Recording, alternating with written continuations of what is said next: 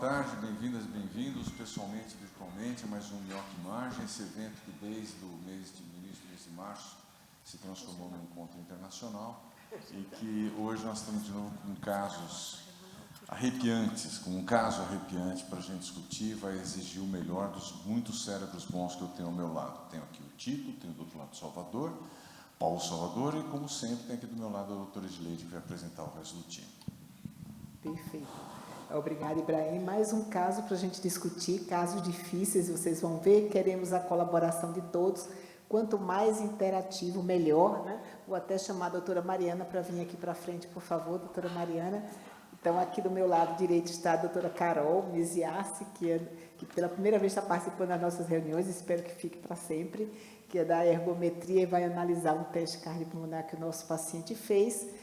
O doutor Tito está aqui do lado esquerdo, já é da diretoria aqui do Minhoca Imagem, e a doutora Mariana, que também já está entrando na diretoria, analisando nossos elétrons. Recém-possada. E para apresentar o caso, teremos a doutora Isabela, né, Gomes, que vai apresentar o caso. No final, a doutora Fernanda Cerqueira, que é R1 aqui da casa, vai fazer algumas considerações sobre o caso. Então, vamos começar, doutora Isabela, por favor. Olá, boa tarde. Então, vamos fazer o Minhoca Imagem de hoje. Meu nome é Isabela. Vamos aqui. Bom, o nosso paciente passou aqui na consulta no Dante no dia 28 de setembro. A identificação era um paciente de 34 anos, do sexo masculino, natural e procedente de Assis. Traz como história, ele refere que em julho de 2016 iniciou um quadro de dor torácica atípica associado à dispneia, palpitações e teve um episódio de êmese. Na ocasião, foi atribuído os sintomas a um infarto. Realizou um cateterismo, um mês depois, mais ou menos, para estratificação invasiva, sem indicação de angioplastia. Em setembro, no comecinho do mês, ele apresentou um novo quadro de palpitação que motivou a procurar atendimento médico e, na ocasião, foi internado com o diagnóstico de flutter e pela piora da dispneia. Na ocasião, ele foi iniciado o tratamento com amiodarona, anticoagulação com rivaroxabana e foi realizada uma cardioversão com sucesso. Daí, então, ele vem na nossa consulta, o paciente com a frequência de 76, um ritmo sinusal, pressão 98/60, sem outras alterações. Trouxe para a gente também alguns exames realizados no começo do mês, que só tinha uma alteração da taxa de filtração glomerular, que foi uma alteração aguda. De antecedentes, o paciente tinha a história de tabagismo, um etilismo social e era ex-usuário de maconha e cocaína. Refere que já tinha parado o uso. Praticava atividade física regularmente também. Na família não tem nenhum antecedente para doença coronariana. Na consulta, o paciente referiu que, após a alta hospitalar, ele apresentava dispneia aos médios esforços. Ele estava em classe funcional 2. Ele queixa de uma dor torácica atípica, mas eventual, sem relação com esforço e sem outros fatores de melhora ou piora. Chegou para a gente já em uso de carvedilol 6,25, enalapril de 5, espironolactona, rivaroxabana, amiodarona 100 mg e halopurinol. E aí ele trouxe esse eletro também, que foi realizado no dia aqui da consulta. Acho que a doutora Mariana para comentar para nós. Jesus. Um paciente jovem, né, que pelo entendimento, ele fez um cateterismo que não tinha indicação de angioplastia, imagino que ou não tinha lesão passível, não deveria ter lesão passível de angioplastia, mas o eletro dele é um ritmo sinusal, com uma área eletricamente inativa em parede anterior extensa. Ele pega de V1, V2, V3, V4, V5, V6, D1 e AVL. Ele tem Q, o que é importante, e não tem R progredindo. Então, ele tem uma área eletricamente inativa e uma alteração de repolarização que faz aquele suprinha até que a gente pode ver em casos de cinesia ou até aneurisma. Acho que é praticamente isso, esse eletro. Mariana, esse é aquele eletro que a gente pode dizer para o paciente, o senhor teve um infarto, não acha? Sim, é um paciente que Não sabemos qual, de fato, se é uma etiologia, mas que ele teve infarto, ele tem. Ele tem uma área eletricamente inativa aí em parede anterior extensa. E você diria até que ele pode ter um aneurisma, né? Ele tem um discreto supra, né, em parede anteroapical, pegando ali de V2 a V5, né? E tem, no finalzinho desse segmento ST, ele faz aquele padrão um pouquinho de plus-minus, que a gente vê em aneurisma ou área de cinética. Né? Eu te perguntei porque, para quem trabalha na vida aí fora, a gente muitas vezes recebe esse tipo de informação. O paciente fez CAT e não precisou fazer angioplastia. Mas isso quer dizer mais de uma coisa. Pode querer dizer que ninguém viu lesão ou que já viu uma oclusão e achou que a anatomia era desfavorável, alguma coisa assim, e resolveu não abrir. Então, a gente só por essa informação não consegue fazer o diagnóstico de uma coisa ou de outra. Eu queria perguntar uma coisinha para o Tito, posso? Claro. Tito, ele teve o flutter e foi cardiovertido. Para quem está na vida aí fora, precisa fazer eco sempre ou pode só dar o anticoagulante e cardioverter? Boa. Na verdade, o flutter ele dá um pouco menos de evento de embólicos do que a FA, né? Na teoria tem uma atividade atrial e tal.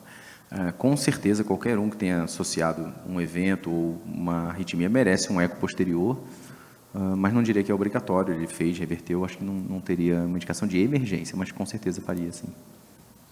Ibrahim, aquele estudo que avaliou que se a FA ou flutter eram novos, né? Poderia fazer menos tempo, a gente podia fazer cardioversão sem anticoagulação prévia, era de pacientes sem cardiopatia, né? Esse eletro, a gente olhando aqui, a gente tem certeza que esse paciente tem uma cardiopatia de base. Né? Base. Então, acho que realmente é um paciente de risco de ter trombos em átrios, né, que eu acho complicado a gente reverter sem, pelo menos, fazer um eco transesofágico, se for uma situação de urgência. Acho que essa é uma observação muito importante, né? Quer dizer, num paciente que a gente tem evidência de cardiopatia, esse eletro, né, Mariana, é uma evidência bem forte, a gente precisa prosseguir na investigação. Edilene, você está confortável com o diagnóstico de infarto nesse caso? Eu estou muito confortável. Eu acho que o eletro é muito definitivo nesse aspecto, né? Um eletro que você olha e diz, esse paciente infartou, não tenho dúvida nenhuma. Se ele infartou tendo uma doença coronária que estabilizou uma placa e ocluiu a coronária, é uma história. Mas que ele teve um infarto, não sei qual é o tipo de infarto, né? Naquela classificação de 1 a 5, eu não posso dizer qual foi o infarto, mas que ele teve infarto, teve. O estranho é a idade, né? Ele tinha 30 e poucos anos quando teve essa ocorrência, né? Que aconteceu isso, mas ele tinha uma história de tabagismo, né? Tabagismo e ex-usuário de cocaína, né? Essa é a minha próxima pergunta, né? Isso muda um pouquinho a maneira de a gente ver as coisas, não muda? Você vê no seu ambulatório muita coisa diferente nos usuários de cocaína? Ah, sim, a gente vê infarto em jovem, vê muitos pacientes que perdem função sistólica. A única dúvida que eu tenho, eu sempre coloco isso para eles, é que eles podem ter ação do álcool junto. Eu nunca vi um cara que usa a cocaína que não tenha uso de álcool concomitante. E alguns recuperam função ventricular. Uma porcentagem relativamente boa recupera a função. E eu digo assim, não sei se ele recuperou, que a cocaína poderia fazer uma doença miocárdica que recuperasse, porque degenerou fibra, mas não teve necrose, ou se esse é o comportamento do álcool, né? O álcool, a gente tem uma degeneração de fibras e que, com o passar do tempo, se cessa a injúria miocárdica, ainda tem um potencial de recuperação. Mas sim, mas infarto não é muito comum no meu ambulatório, né? Como esse paciente aqui, que infartou, sem dúvida. É que eu acho que muita gente que recebe um paciente jovem, assim, com disfunção ventricular, mandaria primeiro para o ambulatório de miocárdio para depois pensar em outra coisa, né? Por isso se fosse eu avaliar esse paciente, eu teria mandado para o setor de coronária. O que você acha, Carol? Esse eletro é meio definitivo para infarto, né? Então, vamos lá. Será, então, que com essa história e esse eletro a gente já fecha esse diagnóstico, então, do infarto? Ou será que podem ser outros diagnósticos? O paciente trouxe também nessa primeira consulta para nos ajudar, então, o cateterismo e o ecocardiograma que foi realizado logo após o cateterismo. Deixa eu fazer uma pergunta para a Mariana antes. Mariana, pelo eletro, você teria alguma coisa contra ou a favor essas outras duas hipóteses que eles colocaram, de TEP e pericardite?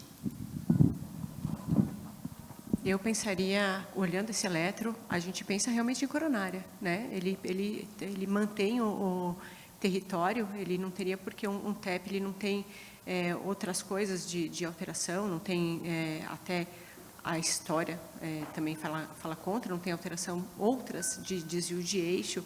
em relação ao TEP. E a pericardite aguda, eu não esperaria pegando um território tão específico do eletro. Realmente, a primeira coisa que me faz pensar é infarto pegando coronária mesmo, fechando a coronária. Obrigado. Desculpa de interromper tanto. Só mais uma coisa, eu acho que a gente desvaloriza às vezes o eletro, mas vejam que nesse caso, o eletro é tudo aqui nesse caso, né? Então, se o eco mostrasse alguma coisa diferente, a gente não ia acreditar, porque o eletro acho que fecha o diagnóstico de um infarto mesmo, né? Sua responsabilidade agora é simples, Tito. Tranquilo. Então, o doutor Tito vai comentar o eco para a gente. A gente não tem as imagens dele. Vamos começar só pelas medidas que tem pelo lado esquerdo aqui na tabela. A gente vê um aumento do átrio esquerdo, não tem o volume descrito. Então, a gente antigamente usava esse diâmetro, seria até um aumento discreto pelo diâmetro, mas tem esse aumento. Tem um aumento moderado do ventrículo esquerdo, tem um diâmetro diastólico de 65 com sistólico de 53, uma fração de reduzida com 37%. Então, aparentemente, uma hipertrofia ventricular excêntrica, né, com uma disfunção moderada do ventrículo esquerdo. Olhando a parte descritiva à direita, o que chama bastante atenção, primeiro está escrito que tem ausência de trombo, lembrando que o transtorácico não é o melhor exemplo para a gente ver os trombos, principalmente nas cavidades atriais. Tem esse diâmetro diastólico do VEG que eu comentei previamente, mas o que ajudaria a gente a matar o diagnóstico são as alterações segmentares. Então, eu tenho uma cinesia médio-apical da parede anterolateral. Na verdade, está descrito um pouquinho diferente, né? Tem a cinesia médio-apical, então seria da parede anterior e também pegando a parede lateral, apical, mais localizado, com esse aumento difuso do VE. Chama mais atenção para infarto, né? Não quer dizer que seja um infarto. Eu não conseguiria, só por essa descrição, dizer que é infarto, mas chama bastante atenção para dizer que é um infarto. Tem insuficiência mitral de grau discreto, então essa dilatação ainda não atingiu a mitral, a ponto dela ser funcional, mostrando uma disfunção diastólica, também muito provavelmente por causa do evento. Agora eu quero te perguntar uma coisa, e para quem está acompanhando a gente, seja presencial, seja online, essa turma aqui é tão boa que a gente não ensaia nada. A maior parte das vezes a gente fica sabendo do caso aqui, a não ser, claro, o pessoal prepara o slide. Então, nem as perguntas são ensaiadas, eu aproveito o conhecimento dessa turma, que é muito boa mesmo. 311 gramas de ventrículo esquerdo, Tito, como é que você explica isso nesse caso? O cálculo da massa tem sido cada vez mais um problema por causa da mistura dos métodos, né? Então, a gente faz a ressonância, a massa geralmente dá menos do que a massa do eco. O eco pode calcular essa massa tanto do Take-Holtz quanto no Simpson, agora pelo tridimensional, a gente fazer basicamente na mão. Então, é muita massa, essa dilatação, esse cálculo é feito pela fórmula que leva em consideração esse diâmetro diastólico e a espessura do septo. Claro que ela tem uma relação com sobrevida, ela é super estudada, ela é válida essa medida, mas provavelmente não é acurada em relação à peça do pós-mortem dos pacientes. Então, eu diria que é muito, com certeza, se eu fizesse a ressonância, ia dar menos do que isso, que é um método um pouco mais acurado para ver a massa. Tito, eu achei interessante, porque a gente está aqui imaginando que esse paciente teve, a doença do paciente começou no infarto que ele teve em maio de 2016, não é isso? E vejam que ele já tem, em agosto, 3 meses depois, um ventrículo muito grande, né? 65 por 53. A fração até que eu acho que não teria muito problema, mas o ventrículo demora um tempo para ele dilatar, né? Então, parece até uma doença um pouco mais antiga, não acha, do que 3 meses de evolução de infarto. Tem uma dilatação dessa? Eu concordo, doutor. Eu não tenho nenhuma série de acompanhamento, mas eu concordo que está muito grande para pouco tempo de doença aguda, né? De maio que ele teve esse evento.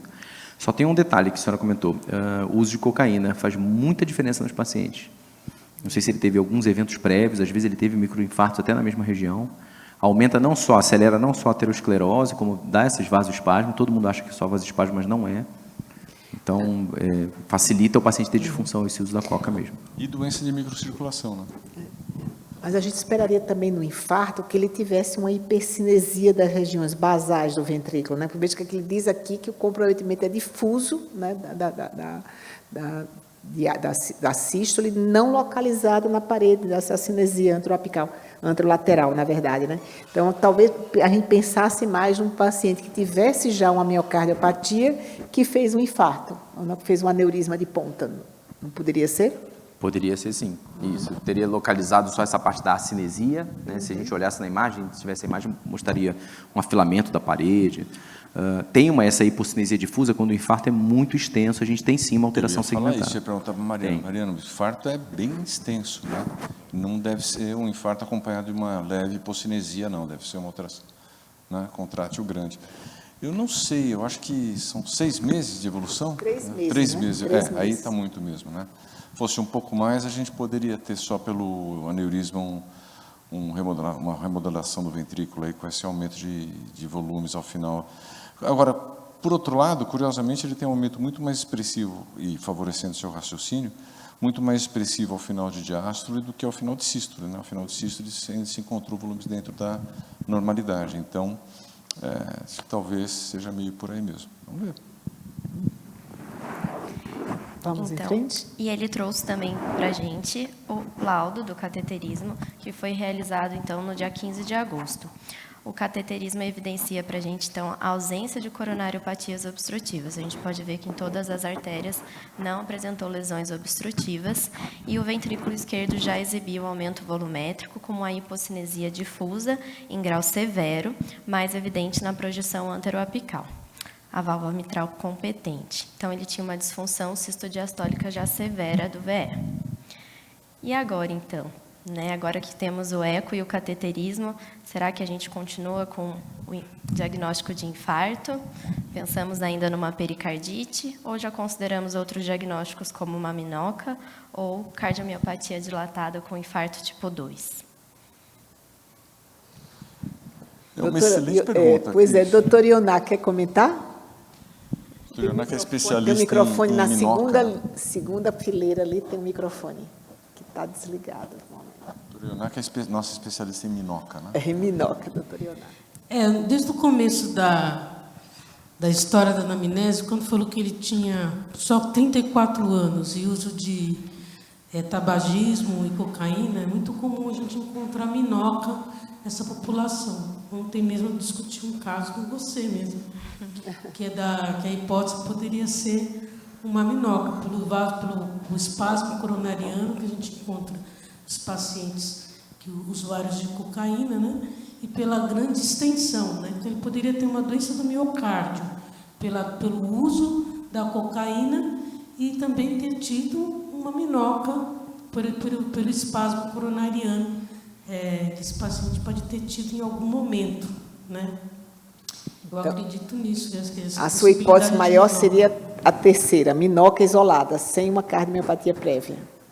Não, se a gente considerar que a cocaína ela pode, no uso contínuo, levar a uma doença do miocárdio, então acho que ficaria mais para a última, né? Que é a CND com IAM tipo 2. Perfeito. Uma outra possibilidade nesse paciente, ele faz flutter atrial, né? Ele fazer um episódio embólico coronariano também, né? Ele tem uma miocardiopatia dilatada e tem embolizado por um evento de um flutter ou uma fibrilação atrial, tem embolizado para a coronária. Doutor Paulo, sem falar, sem conhecer a ressonância, o que você acha?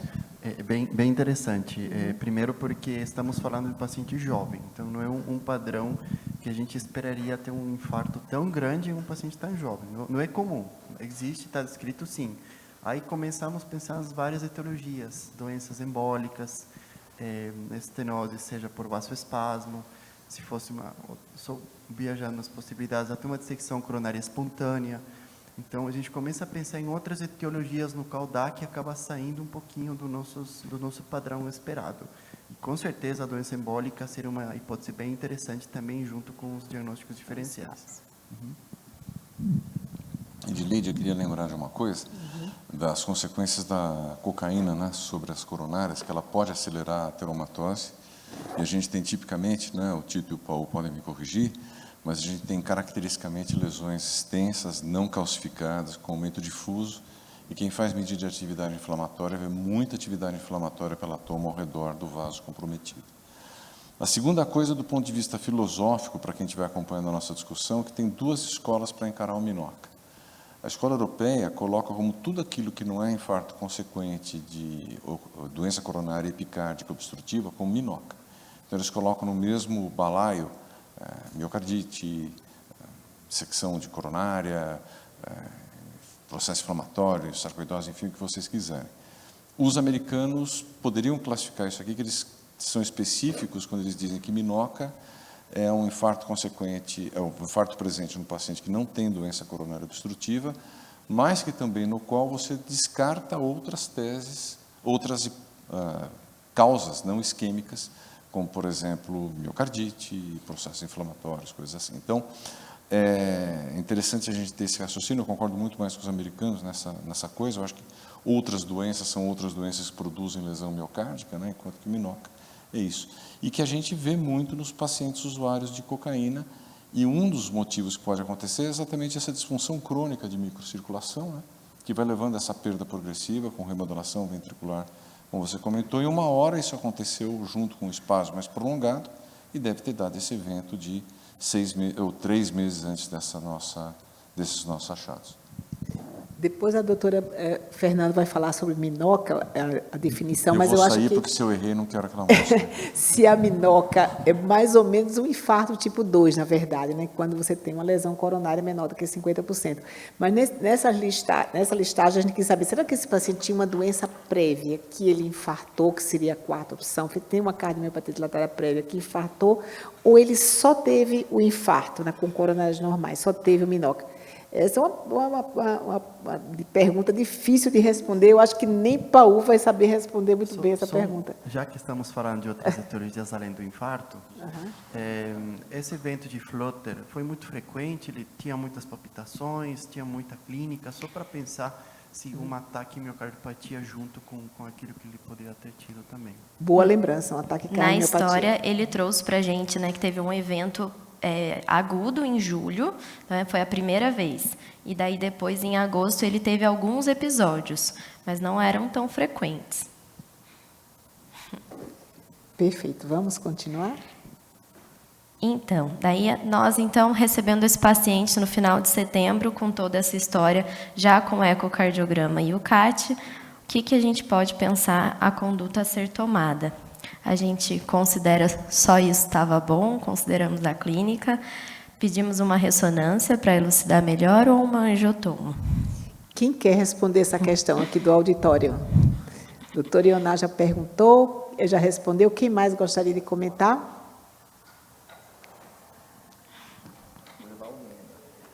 Acho que vai ter que ser doutor Ioná de novo. Ioná é você.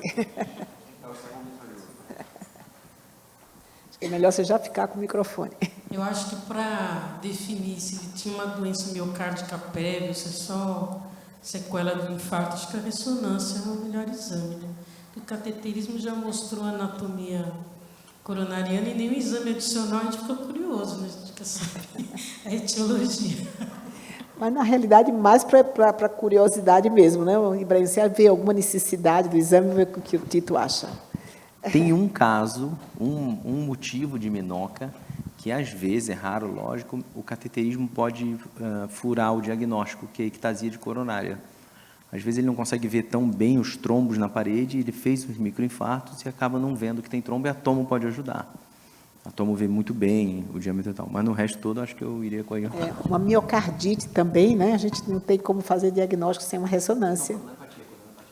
Tá. Ainda na coronária, pensando no usuário de cocaína, a gente poderia ver aquele aumento difuso de parede que o CAT pode não ver também. Só acrescentando um detalhe do cateterismo, acaba sendo interessante nos pacientes que já têm um minoca, e muitas vezes essas cinecoroneografias são revistas. Nesse caso, um infarto é muito grande, mas tem vezes que os infartos são menores, e tem pequenos ramos que não são observados inicialmente, que são pulados, porque não são importantes. E quando foi revisto com muito carinho, às vezes a gente vê que, na verdade, foi um infarto mesmo, mas o ramo não foi muito significativo. Então, por isso que muitas vezes o cateterismo é revisto, muitas vezes justamente para ver isso, né? Eu não entendi, acho que o Tito queria fazer angiotomo para esse paciente, é isso? Não, só porque às vezes a pessoa pede angiotomo e tem alguns achados que a gente não viu no CAT, como o CAT é o exame ouro para a gente ver a luminografia, parece que ou viu demais, ou a tomo não viu, mas tem alguns achados, igual o Paulo comentou, às vezes um infarto septal, que a gente acha na ressonância, que é o melhor método para ver nessa parte de suspeita dessas minocas, e você tem que rever o cateterismo porque são vasos muito pequenos, às vezes é um trajeto que não é comum, Só que a pessoa infartou realmente. Não deve ser o caso, porque é um super extenso. Então, o exame aqui você pediria ressonância Ressonância, mesmo? acho que é ressonância, sem dúvida. Sempre não deixaria de pedi-la? Nunca, jamais. Não. Também você tem conflito de interesse aqui. Nenhum. Ok. Você acha, Carol, você pediria uma ressonância para esse paciente? Com certeza. Vamos lá. Já está eleita para a diretoria, né, Ibrahim? Já entrou na diretoria. E foi mesmo, então, solicitado uma ressonância, mas já pensamos também numa otimização terapêutica para esse nosso paciente. Lembrando, então, aqui do que ele estava tomando, né? Um paciente chegou na consulta com uma frequência de 76 e uma pressão de 98/60. O que aí poderíamos fazer para ele nesse momento? Aumentar a dose do IECA, associar já o inibidor de SGLT2 e o sacubitril valsartana, aumentar o beta-block, indicar uma ablação de FA ou associar um AS. Pedir a opinião do pessoal do auditório. Quem achar que é a letra A, por favor, levante a mão. Ninguém aumentou o IECA. Quem acha que é a letra B? Ninguém. Letra B. Letra C. Doutor Ioná, volta na letra C, apenas ela. Fernanda, você pode voltar. Letra D, alguém indica ablação para esse paciente? Bruno não está aqui, senão talvez ele indicasse, né? Então, todo mundo iria associar o AS, né? Porque nem levantaram a mão nas anteriores. Quem não levantou a mão até agora é porque vai associar a S para esse paciente. Quem associaria a S? Acho que ninguém faria nada, nenhuma das opções, né? Acho que não confiaram no exame clínico. Tem uma fração de ejeção reduzida, né? A letra B, acho que chegamos numa época que a gente coloca como os 4 pilares, né? Que estaria faltando aqui. O sacubitril valsartano podia substituir o enalapril, né? Ou a gente aumentar a dose do IECA, que também está uma dose bem pequenininha, mas a pressão arterial está bem limítrofe para isso acontecer. Eu concordo com o Ioná, naquele momento era o beta-block, mas talvez a letra B pudesse ser feita, né, doutora? O que você acha, Ibrahim? Só uma observação para quem está acompanhando pelo YouTube depois, que é ou, né? Ou a gente aumenta a dose do IECA, ou entra com o sacubitril valsartana, né? A gente não iria fazer os dois. Mas eu concordo com você, porque eu estava pensando a mesma coisa. Começaria aumentando a dose do beta-block. Ainda mais com frequência cardíaca de 76, né? A AS não tem sentido nesse caso, né? Porque não tem doença arterial coronária nesse paciente, né? Próximo. Sim, e a gente também estava em 2016, a gente ainda não conseguia prescrever para ele aqui o inibidor de SGLT2. Então, no momento, foi feito para ele aqui, aumentamos a dose do carvedilol. Muito bom isso, é verdade, né? A gente está em 2016. Né? Introduzimos uma simvastatina, solicitamos a ressonância e já foi solicitado também um teste cardiopulmonar. Novos exames de laboratório, que não tínhamos nenhum recente, e foi considerado, na ocasião, uma suspensão da miodarona. Então, o paciente volta depois, em dezembro, com a nossa ressonância. Vou chamar o Dr. Paulo para comentar. Você gostou, né? Bom, um bom dia com todos. É, como sempre, um prazer fazer parte da reunião, aprender sempre junto, é muito interessante. Bom, aqui a ressonância magnética, a gente que faz o método, né, Dr. Ibrahim Tito, é muito legal porque nessas imagens já iniciais a gente tem uma verdadeira impressão do paciente, né? Um paciente, vocês veem que é jovem, tem uma musculatura ainda bastante interessante, tem um coração já bem dilatado, o qual já chama a atenção que esse remodelamento adverso que teve não foi de um dia para o outro, nem 3 meses a pouco, né? Então, embora seja um paciente jovem, vocês veem que esses ventrículos já é remodelado, acaba dilatada e até chama atenção no lado direito, já com certo grau de comprometimento. Nessas imagens de cine, que são eixos longos, aqui no lado esquerdo 4 câmeras, aqui do lado direito 3 câmeras, percebam como tem, além dessa disfunção, a alteração segmentar, tem uma discinesia da ponta, determinando já ter um aneurisma. Tá? Vejam como as câmaras direitas, câmaras cardíacas já são dilatadas. Vejam no Cine 3 um grau de refluxo mitral central, muito característico em paciente já com câmara esquerda dilatada, uma IME secundária. só mostrando aqui um detalhe um pouquinho mais técnico, esse é um artefato na imagem, no 4 câmeras, que não determina nenhuma doença significativa aqui. Então, vejam como, quando a gente fala sobre a palavra padrão isquêmico, padrão coronariano, tem que ter sempre uma característica de respeitar um território coronariano. Quando a gente só, vendo nas imagens de cine, vocês veem que o acometimento, excepto ápice e a parede anterior, tá? Quando já partimos para um cine 2 câmeras, acaba sendo até mais bonito e mais claro, como a parede anterior fica mais acometida e essa contração do segmento basal, anterior apical e a porção inferior, médio basal, acaba sendo preservada. Então, essa alteração segmentar acaba sempre cometendo mais um território muito mais coronariano, no caso, um território da DA, tá? Então, vejam vocês, a ponta, o ápice, um movimento cinético, que acaba sendo muito mais claro nos eixos longos. Na porção apical, já até a parede mais afilada, né? Vejam vocês em segmentos médios, como a parede, além de afinada, é acinético. E a porção basal, essa contração normal. Então, quando a gente já caracteriza o tecido, em casos quando chega para a gente um pedido com suspeita de minhoca e sem investigação, as sequências obrigatórias incluem, procurando justamente essas leituras de minhoca, que como diferencial sequências de edema, é muito interessante achar em pacientes como diferencial o miocardite também. Mas, em esse caso, uma imagem com sangue escura, uma imagem que ajuda a diferenciar mais a presença de gordura, vocês veem que a gordura por fora fica bem brilhante, o paciente não tem sinais de infiltração gordurosa, né, que também poderia se até apresentar em pacientes com infarto pela metaplasia gordurosa, e nesse caso a sequência de edema é negativa para edema. Tá? Então, está falando que esse surto, esse infarto, provavelmente não foi recente, já tem algum tempo. Nas imagens de perfusão, que não é nada mais do que a dinâmica de chegada do sangue, do contraste no coração, vocês veem que tem um defeito de perfusão secundário aqui, acompanhando esse território coronariano, mas, né, doutor Ibrahim, essas imagens de perfusão também são úteis para afastar a presença de trombo. Então, em pacientes já com corações muito dilatados, ou com aneurismas e uma parede discinética, a imagem de perfusão acaba sendo muito importante também para confirmar ou não a presença de trombos. Tá? E aqui é a sequência de realce tardio para a ressonância magnética, onde a gente observa uma projeção em eixo curto. Então, a gente vai da base para a ponta, tá? Onde a gente observa o famoso padrão isquêmico, padrão coronariano. Então, quando que a gente, na ressonância magnética, descreve como isso? Como a gente sabe, a caracterização tecidual pela ressonância, com a presença do realce tardio, a gente divide em 2 grandes grupos. O padrão isquêmico, o padrão não coronariano, versus o padrão não coronariano, que inclui um inúmero grau de possibilidades, cores e sabores até. O padrão coronariano isquêmico, vejam como ele, primeiro, respeita um território arterial, né?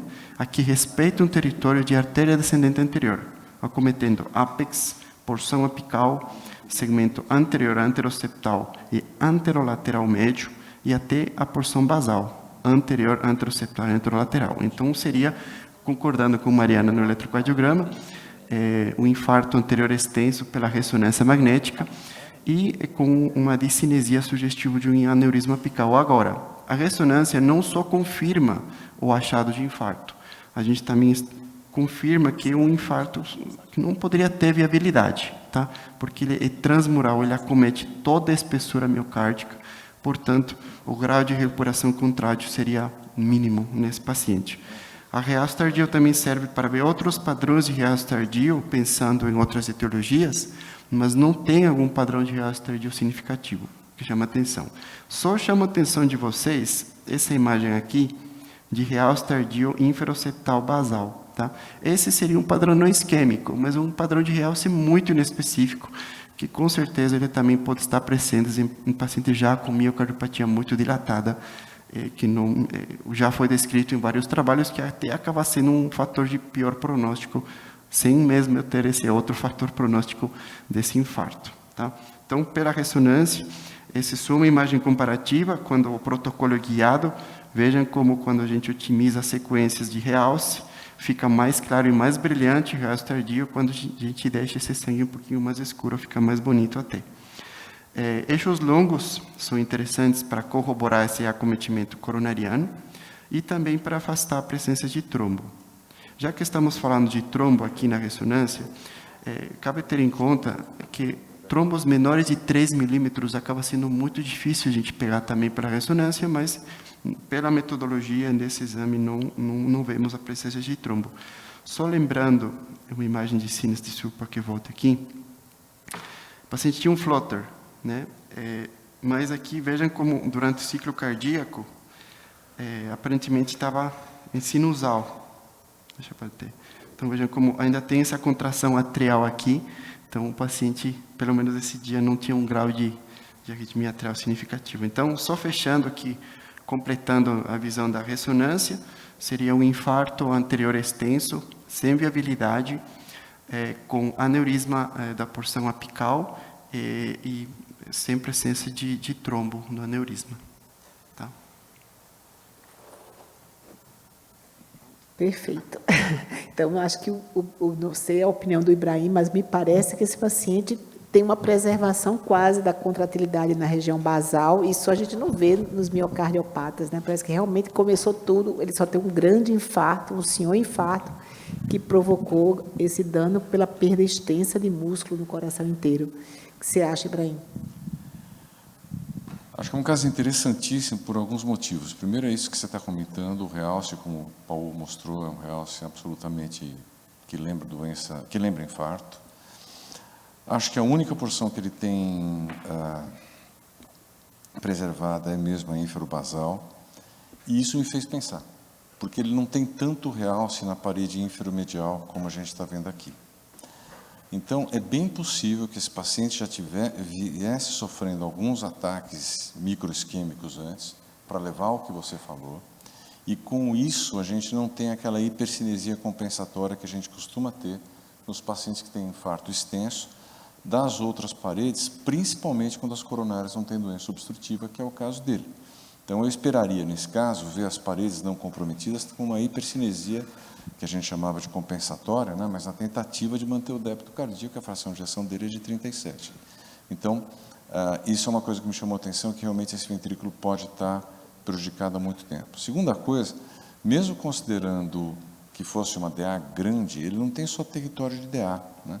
Ele tem território de DA, ele tem território dos diagonais, toda a parede anterolateral é perdida, e tem até um pouco de perda de parede lateral. Então, ou esse espasmo foi muito proximal, assim, quase que tronco, ou ele tem uma DA muito grande, pouca circunflexa, os diagonais irrigam parte da parede lateral, que é uma anatomia que às vezes acontece. Mas é muito dano, e isso faz de novo a gente pensar que não tenha sido um evento único, até porque esse paciente jovem, não sofreu, não tem pré-condicionamento, não tem nada desse tipo. Então, eu acho que o raciocínio que vocês tinham feito é absolutamente justificável pelo que a gente encontrou na ressonância, e tem uma disfunção cistodiastólica brutal, né, com remodelamento grande. Uma pergunta, Ibrahim. Você, quando vê um paciente de infarto e faz uma ressonância, um infarto anterior, não é assim que você costuma ver a ressonância dele? Tão extenso assim, é difícil a gente encontrar. Dá uma olhada nessa imagem da direita, ela é a imagem que a gente chama de 3 câmaras, né? Que é mais ou menos, para quem está acostumado com o CAT, aqui é a imagem invertida da sínia oblíqua direita no CAT. Então, vocês têm o átrio esquerdo, a aorta e o ventrículo esquerdo. Dá uma olhada que a gente já tem realce pouco abaixo da aorta, né? E a DA começa normalmente um pouquinho para baixo disso. Então, é alguma coisa que aconteceu bem na origem da DA. O cirurgião odeia que a gente fale ósteo, né? Porque DA é a continuação do tronco, então não tem ósteo. Então, ou aconteceu na origem da DA, ou aconteceu no tronco mesmo. É muito extenso esse dano para a gente ver do infarto provocado por doença. Não é o que a gente costuma ver nas doenças consequentes, nos infartos consequentes à doença coronária epicárdica. Então, isso é uma coisa que chamou muito a minha atenção. Assim como chamou a atenção que ele tem extensão para o VD. E isso é quando pega a DA muito proximal também, que você tem as artérias que irrigam a via de saída do VD, vêm da DA. Isso ali, ó, no alto, a imagem do alto à esquerda, e a segunda, a gente pode ver um pouco de realce lá em cima no ventrículo direito. Mais para cima, mais, aí. Aí. e na imagem de lá também. Isso geralmente acontece quando você tem os ramos bem proximais da DA comprometido também. Então, por um lado, caso muito grave, claro, mas por outro lado é até uma felicidade de estar vivo, porque é um evento que foi tão extenso que não seria impossível que tivesse levado à morte do paciente, até morte súbita, né? Porque realmente foi uma perda muito aguda. Então, eu acho que é um caso que foge um pouquinho do padrão que a gente costuma ver por esses comemorativos. O fato de ser jovem, Brahim, ser jovem, não ter circulação colateral, pode ter contribuído para essa grande extensão. Não tem circulação colateral, não tem pré-condicionamento isquêmico. Então, ele ter perdido toda a região de injúria não é o que mais estranha nesse caso. O que mais estranha é a extensão tão grande. E já que você voltou, vai para frente, por favor. Volta. Para os próximos slides. Isso, nesse aí. Olha essa parede lateral. A perda de parede lateral vem até metade da parede lateral, na região subendocárdica, tem sinais de perda. Então, ou é uma DA muito extensa, ou aconteceu quase que no final de tronco, pegando um pouco de uma circunflexa também comprometida. Então, isso foge do padrão pela extensão que a gente costuma Uma ver. DA podia contornar e chegar até aquela altura da lateral, Ibrahim? É difícil. Às vezes você tem casos em que os marginais são muito pequenos e você tem ramos diagonais muito exuberantes que irrigam aquela região. Mas não é a regra. Obrigado, Tio. Perfeito. E um detalhe adicional é a apresentação, né? Que ele debutou com uma dor atípica só, né? Então a gente fica pensando, era para debutar com um infarto 3, né? Mas, na verdade, teve êmese, teve dor importante. A dor foi típica de infarto. Mesmo, né? Voltando à questão da contratilidade de Leite, você dá uma olhada que essa parede lateral, ela, apesar de estar muito comprometida, ela tem as porções mais basais muito finas, mas sem realce. E isso, de novo, faz a gente acreditar que algumas coisas tenham acontecido, porque é pouco tempo para essa sobrecarga, assim, 3 meses. Todo mundo aqui já viu infarto anterior extenso, levando a aneurismas, né? E ele pode levar a uma cardiomiopatia no futuro, com disfunção, etc., mas é pouco tempo para a gente ter uma parede tão afilada por sobrecarga 3 meses depois do infarto anterior. Pelo contrário, esperaria nessa fase ainda, né, tio? Uma hipercinesia, até um aumento da espessura compensatória. Às vezes os residentes não entendem bem o que é o realce tardio. Eu queria que mostrasse direitinho essa linha branca, por favor. Isabela, você mostra direitinho essa linha branca e a retenção do gadolínio. Quer falar um pouquinho mais sobre o gadolínio, para quem não entende ressonância, Ibrahim? Bom, para quem não entende ressonância, eu vou falar para mim também. Então, assim, o gadolínio é um metal que afeta o campo magnético. Em relação ao campo magnético, os metais podem ter alguns tipos de comportamento. Eles podem, ou são 3, na verdade. Primeiro, eles podem ser afetados pelo campo magnético. São os metais ferromagnéticos. O exemplo maior, o ferro. Se vocês entrarem na ressonância com um clipe desses de papel, com uma moeda brasileira, a moeda brasileira tem muito metal, muito ferro. Se vocês entrarem com essas coisas, ele vai puxar, o campo magnético altera essas coisas, tira da mão de vocês. Tá? Tem outros materiais que são magneticamente inertes. E tem outros metais que fazem o contrário. Eles que afetam o campo magnético, eles alteram o comportamento do campo magnético. São chamados metais paramagnéticos. Um deles é o gadolínio. O gadolínio é um material que você encontra na natureza. Você tem o iodo na tabela periódica, aqui em cima, aqui embaixo você tem o gadolínio, então ele não é parecido, apesar de ser contraste, não é parente do iodo. E o gadolínio, ele, para ser usado com segurança em seres vivos, ele tem que formar uma macromolécula, porque ele é muito tóxico para a célula. Então você liga 2 moléculas de DTPA, então teoricamente ele corre, você injeta, alguns minutos depois você deveria ser capaz de calibrar a sua máquina para não sentir mais a presença dele em alguns tecidos. Se você tem, porém, situações que aumentam a permeabilidade de membrana, exemplo, infarto agudo, você tem um infarto, começam os mecanismos de apoptose, né, e aí você tem um aumento da permeabilidade de membrana e não tem nada para tirar o que está dentro da célula. Então, o gadolínio está circulando, apesar de ser uma macromolécula, a permeabilidade de membrana está aumentada, e entra na célula, a célula está morta, não vai tirar de lá.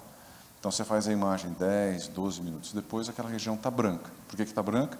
Porque o metal alterou o comportamento do campo magnético. Então, ele se manifesta ficando branco. Se você tem, por outro lado, processos inflamatórios, que você tem um aumento do interstício por coisas como edema, você tem queda da pressão tecidual, então a pressão hidrostática continua, às vezes, até aumentada, né? E você tem queda da pressão tecidual, você aumenta o extravasamento de líquido dos vasos para o interstício, e você pode ter o gadolínio vazando também, e você vê ali branco.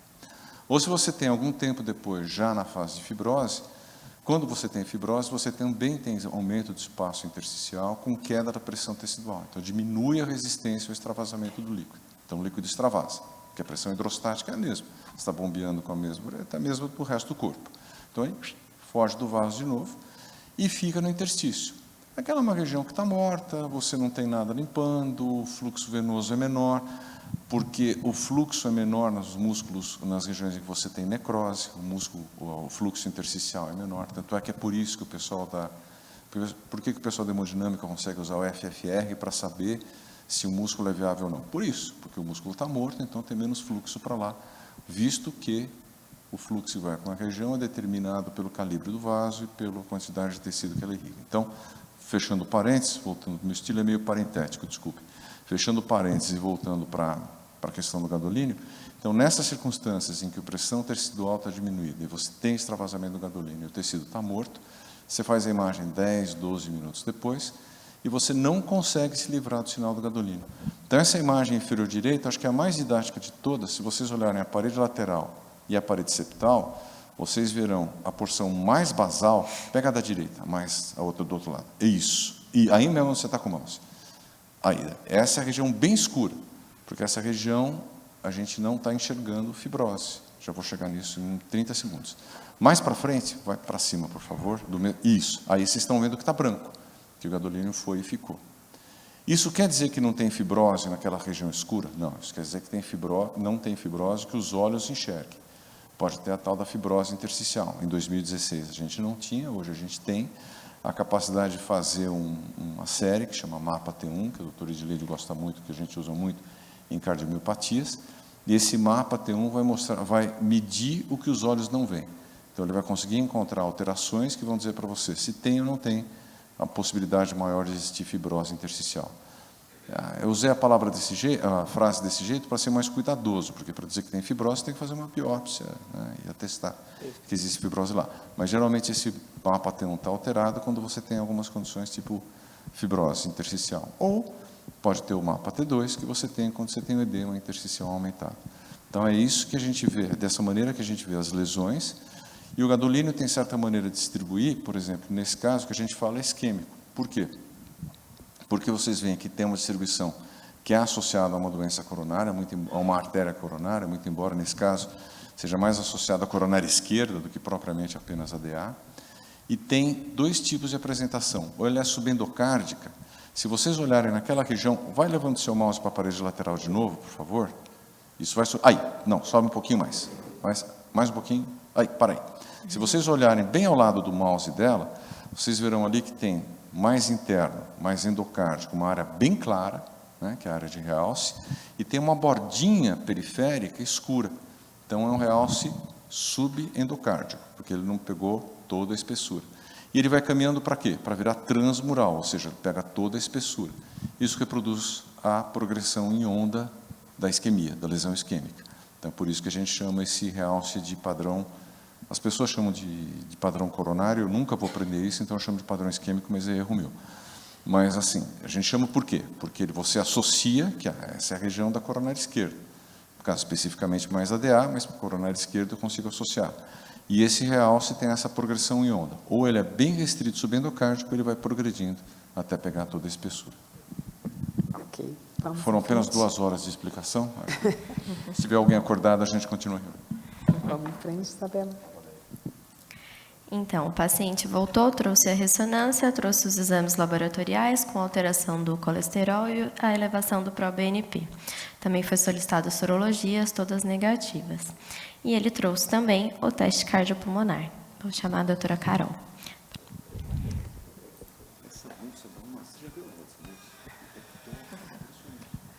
Bom, o teste cardiopulmonar é um exame muito importante para avaliação prognóstica desses pacientes, assim como avaliação terapêutica e até avaliação pré-TX. Então, começo avaliando o quê? O HER, o que é isso? É a razão entre o consumo e a produção de O2. A gente em repouso aqui, nosso HER é abaixo de 1. Conforme vamos fazendo o exercício, o nosso VO2, né, o nosso gás carbônico começa a aumentar, essa relação inverte, e a gente considera máximo teste quando o HER é acima de 1,1, que é o caso do paciente. Olhando lá, então, nos parâmetros clínicos, que chama a atenção é um déficit cronotrópico. Pelo índice, a gente fala 0,47, mas usa beta-bloqueador. No entanto, a gente só pode sugerir efeito da medicação quando esse índice está acima de 0,62. Abaixo disso, pode ter outras coisas, né, outras condições levando esse déficit importante. Nos parâmetros cardiometabólicos, existem muitas variáveis prognósticas. O primeiro é o VO2, que é o consumo máximo de oxigênio, que abaixo de 85% é normal. E quanto menor o VO2, pior prognóstico. Nesse paciente está em torno de 51%, que a gente considera já uma restrição funcional moderada da capacidade funcional. Então, é uma medida direta e objetiva da capacidade funcional. E os limiares? O limiar 1 significa, né, o limiar anaeróbico, é o ponto que eu posso fazer esforços físicos sem aumentar tanto minha acidose metabólica. E o ideal, o normal, o VO2 nesse nível, em torno de 40% a 60%. Dele está 31%. Então, ele tem limiares precoce, e isso denota uma maior gravidade na cardiopatia, né? Outra coisa importante que chama atenção, o OES, que é a captação de oxigênio periférico, também abaixo de 80%. É ruim, é fator prognóstico na insuficiência cardíaca. O T-meio, o que isso significa? É o tempo que leva para cair o VO2 pela metade na fase de recuperação. Quanto maior o tempo que eu levo, pior prognóstico nesses pacientes. O pulso de oxigênio, que é o volume de oxigênio extraído a cada batimento, isso significa, então, o volume sistólico reflete o débito cardíaco. Quando deprimido ou em platô, é uma disfunção sistólica durante o esforço e pode, em platô, estar associado com grau de isquemia. Quando a gente olha, o que é essa relação do pulso de oxigênio? É o VO2 sobre a frequência cardíaca. Então, se eu tenho uma frequência cardíaca baixa, eu superestimo meu pulso, e o dele não está superestimado, né? É 64, 80? É 88, então está superestimado. Eu esperaria um pulso menor dentro da gravidade desse paciente. Então, tudo isso são variáveis prognósticas e gostaria muito de lembrar que esse paciente se beneficiaria com a reabilitação cardiopulmonar, cardiovascular, que a gente consegue postergar o limiar anaeróbio, a gente consegue melhorar o VO2 e o paciente tem uma melhora da qualidade de vida. Seria basicamente isso. Excelente, doutora. Edilene, deixa eu te fazer uma pergunta. Você não gostaria de ter um teste cardiopulmonar para todo paciente com insuficiência Eu cardíaca? adoraria. Seria o mundo ideal, né? É verdade, é o mundo ideal. É tão mais impossível. fácil você manusear o caso quando você tem esses dados, né? Até para a prescrição de atividade física, da reabilitação. Principalmente, né? Você sente tanta segurança nisso. Perfeito. Vamos em frente? Então, nessa segunda consulta com os exames, depois da ressonância e o teste cardiopulmonar, nós fechamos o diagnóstico para o paciente como minoca. Esse ficou o nosso caso com minoca, mas agora eu estou até mudando de ideia, achando que esse paciente tem uma miocardiopatia de base que fez um infarto mesmo com coronárias normais. E seria esse... Eu não sei, eu acho que ele sei. tem vários minocas. Eu acho Ou que ele foi vários tendo minocas. perdas. Eu acho que ele foi tendo perdas pequenas e um dia ele fez um espasmo junto com a disfunção de microcirculação e aí fez um minoca grandão. A impressão que eu estou ficando é essa. Vamos então em frente? Posso só fazer uma pergunta? Sim. Doutora? Na diretriz de transplante, a gente indicaria só se o VO2 máximo fosse menor do que 14, não é isso? Esses índices, vamos dizer que ele pode melhorar com a reabilitação, mas ainda não indica transplante, não é Não, no caso desse paciente, não. Abaixo de 10, abaixo de 12 com beta-bloqueador, ou abaixo de 14, associado ao V-slope acima de 35. O slope também é um fator prognóstico, associado para a indicação do transplante. Nesse paciente, seria reabilitação, ao meu ver. Exatamente. E a gente ainda teria que otimizar a medicação dele, né, antes de se considerar isso. Agora que a gente tem o ISGLT2, né, temos o sacubitril valsartana, temos muito ainda a melhorar clinicamente esse paciente para a gente chegar a pensar em transplante. Agora que nós chegamos em 2023, né, a gente tem as ferramentas que a gente não tinha na época daquela pergunta.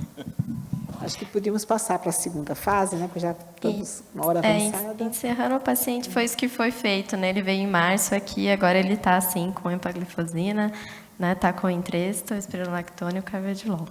Perfeito.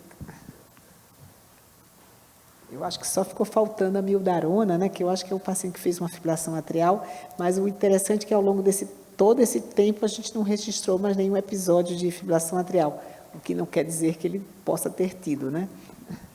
Mas Sim. estaria protegido com a anticoagulante. Continuamos seguindo ele chegou em classe funcional 1 para a gente mês passado. Então, vamos falar um pouco sobre o assunto com a doutora Fernanda.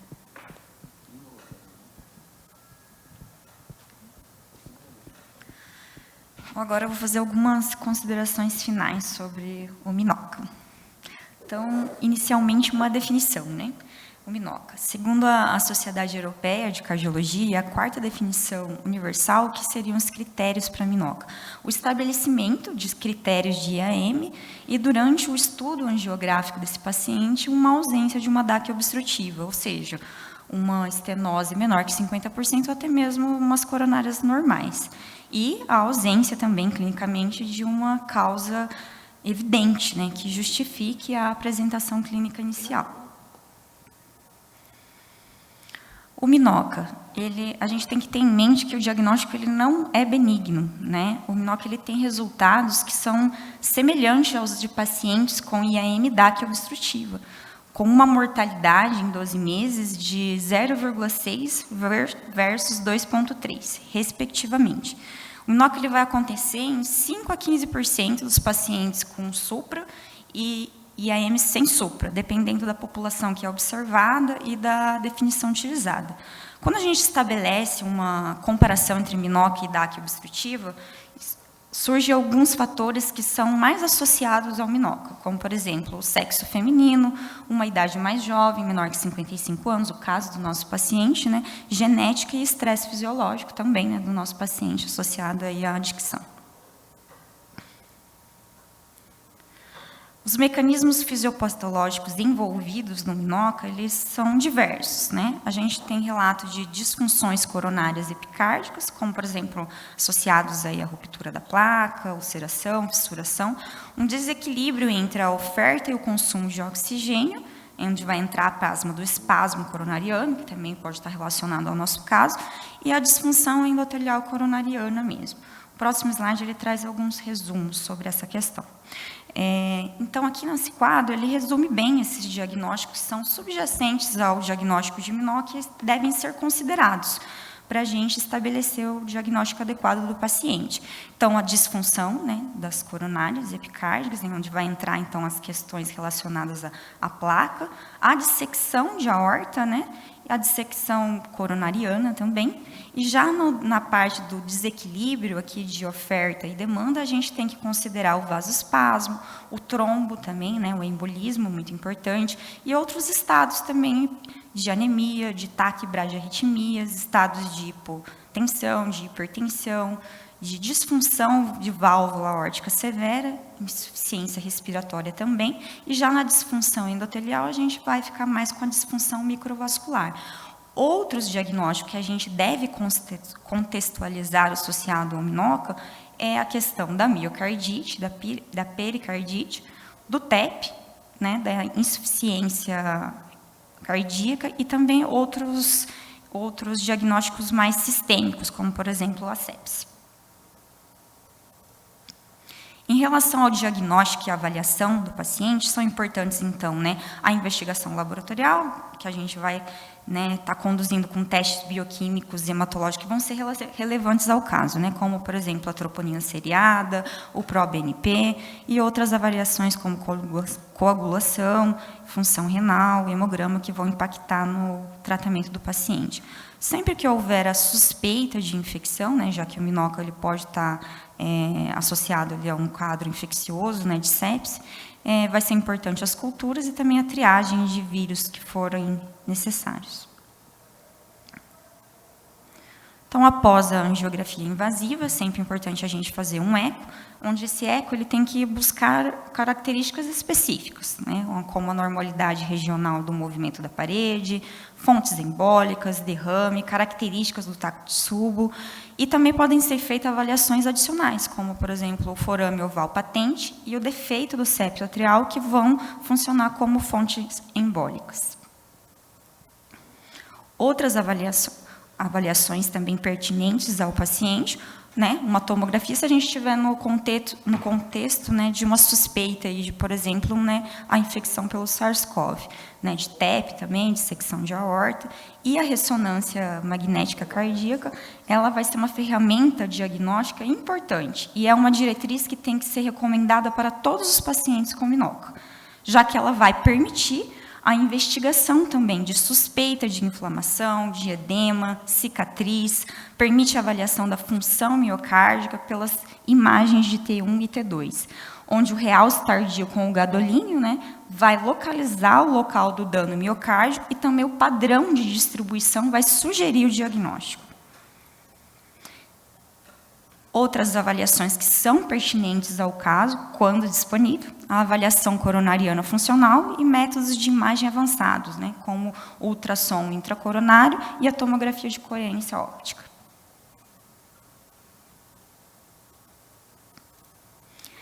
Esse quadro aqui é uma investigação, um fluxograma, né, que faz um resumo sobre a investigação diagnóstica sugerida pelas sociedades americanas. Eu achei ele bem didático, né? Então, inicialmente, a gente tem que, diante de critérios de IAM, né, a queda, a subida da tropo, né, com uma medida acima do percentil, com sintomas e lesões com CAT 100, né, lesões maior que 50%, primeiro de tudo a gente pensar naqueles outros diagnósticos clínicos, né, a sepse, o TEP, a contusão miocárdica. A partir do momento que a gente exclui esses diagnósticos iniciais, a gente vai ter que excluir causas isquêmicas e não isquêmicas. Então, a gente parte checando o CAT, para excluir embolia, trombo, dissecção, a ventriculografia, para excluir critérios de Takotsubo, a ressonância, que vai ser muito importante para excluir a miocardite. E, por fim, a partir da exclusão desses diagnósticos, é que a gente vai estabelecer o diagnóstico de MINOCA, onde vai ser importante, segundo as sociedades americanas, a imagem intravascular e a avaliação coronariana funcional. Em relação à terapêutica, a terapêutica do MINOCA ele requer uma abordagem bem individualizada, sempre considerando o diagnóstico subjacente em que ele se desenvolveu. O prognóstico ele é extremamente variável e vai depender dos fatores de riscos associados, como, por exemplo, né, o sexo feminino e a idade.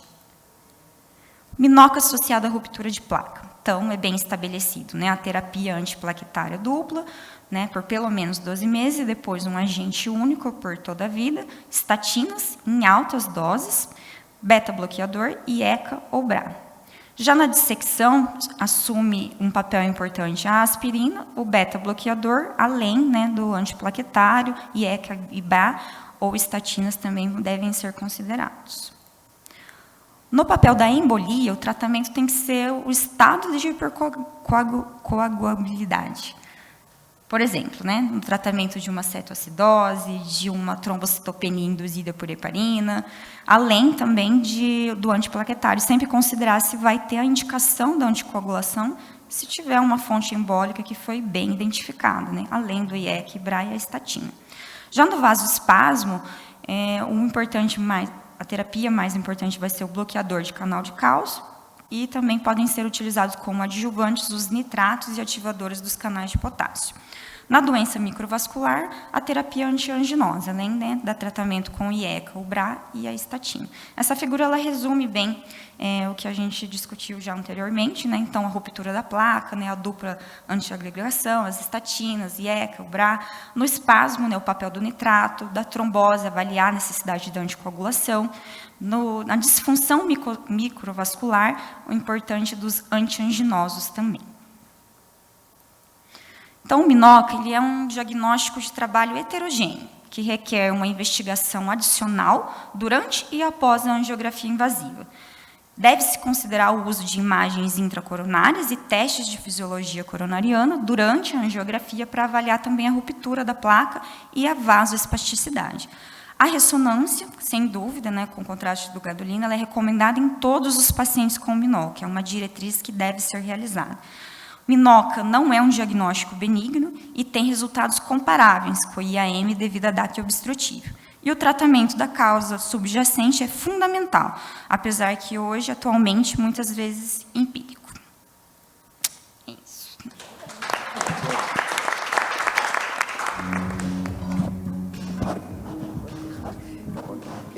Então, finalizando, que eu vou passar a palavra para Ibrahim finalizar, mas eu queria chamar a atenção para o eletrocardiograma, doutora Mariana, que veja que ele não foi colocado naquele algoritmo ali de estratificação, de diagnóstico de MINOCA, e é um exame que fornece tantas informações em algumas circunstâncias, né, e a gente não dá o peso devido à importância que ele tem. Eu acho que a ressonância é muito boa, mas o eletro quase que disse tudo que a ressonância confirmou posteriormente. Bom, Ibrahim, agora defenda seu método. Não, só vou dizer que todo mundo testemunhou hoje o final de uma longa amizade. Mas acontece. Agora, falando sério, o eletro, sem dúvida. Aliás, o objetivo dessa reunião é mostrar que todo exame é fundamental, né? Que tudo depende das informações que a gente pode dar. Eu só queria cumprimentar de novo as meninas que apresentaram o caso e apresentaram a revisão muito bem feita. E chamar a atenção, eu estava comentando com o Tito aqui, como o bom da gente não ser importante é que a gente pode falar, os caras importantes nunca vão bater na gente, porque eles nem vão saber o que eu falei. Mas veja essa visão europeia do MINOCA como é um balaio de gatos assim, totalmente confuso, né? Primeiro que você considerar infarto, uma lesão que tem MINOCA, um infarto provocado com uma placa que tem menos de 50% pela angiografia é uma coisa arriscada. A quantificação pode não ser precisa. Quem já passou pela hemodinâmica sabe das discordâncias que tem entre ultrassom intracoronário e angiografia. Segundo que ruptura de placa com formação de trombo é um mecanismo de infarto. Tem essa placa 30%, 70%, 90%. Então, essa visão europeia acho que torna tudo mais confuso e nos atrapalha um pouco a tomar a decisão. Por isso que eu gostei muito, não só da visão americana, como você tem incluído na sua apresentação, que ele faz a distinção bem clara. Olha, tem injúria miocárdica, pode ser causas não isquêmicas, os tratamentos são esses, ou pode ser causa isquêmica, por lesão epicárdica e por microcirculação, lembrando que o ideal é o e/ou, isso, esse aí mesmo, perfeito. Lembrando que o ideal é e/ou, porque a microcirculação está comprometida em 30% dos casos que tem DAC epicárdica. Por exemplo, pacientes que às vezes colocam stent, continuam sintomáticos, às vezes até com prova isquêmica, e depois fazem o CAT, o stent está maravilhoso, faz o ACT e está tudo perfeito, é por disfunção de microcirculação. Então, acho que esse quadro que você colocou e explicou muito bem é o que me ajuda a fazer o raciocínio e a tentar errar um pouquinho menos na vida. Mas, mais uma vez, eu queria agradecer a todo mundo que nos acompanhou, dar os parabéns. Carol, né? Todo mundo mandou maravilhosamente bem. Eu aprendo para chuchu quando eu venho aqui. Eu espero que as pessoas também aprendam. E boa semana para todo mundo. Semana que vem estamos de volta, né, Jamile? Estamos de volta. A semana que vem é a doença de Fabry.